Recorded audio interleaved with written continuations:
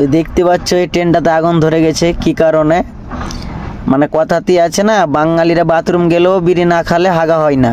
ট্রেনে সোমবার হঠাৎ আগুন লেগে যাওয়ায় যাত্রীদের মধ্যে আতঙ্ক ছড়িয়ে পড়ে। ঘটনাটি ট্রেনের টয়লেটে ঘটে, যেখানে একজন ব্যক্তি ভেতরে আটকা পড়েছিলেন।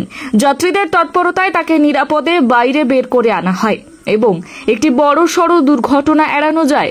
আগুনের কারণ বিড়ি। তদন্তে জানা গিয়েছে, মধ্যপ্রদেশ থেকে ভ্রমণকারী একজন যাত্রী বিড়ি পানের পর তা অবশিষ্টাংশ টয়লেটের ডাস্টবিনে ফেলে দেন, যার ফলে সেখানে আগুন লেগে যায়।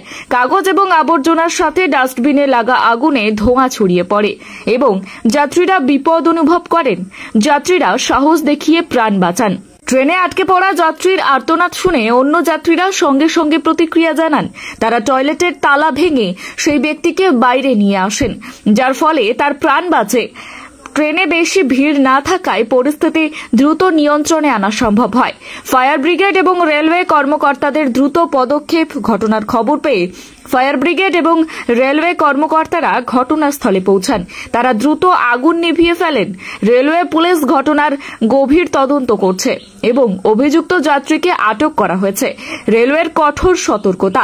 রেলওয়ে যাত্রীদের কাছে আবেদন করেছে যে ট্রেনে ধূমপান করবে না এবং দাহ্য পদার্থ সাবধানে নিষ্পত্তি করুন, যাতে এই ধরনের ঘটনা এড়ানো যায়। রেলওয়ে যাত্রীদের নিরাপত্তা নিশ্চিত করার জন্য সুরক্ষা ব্যবস্থা আরও জোরদার করার উপর জোর দিচ্ছে।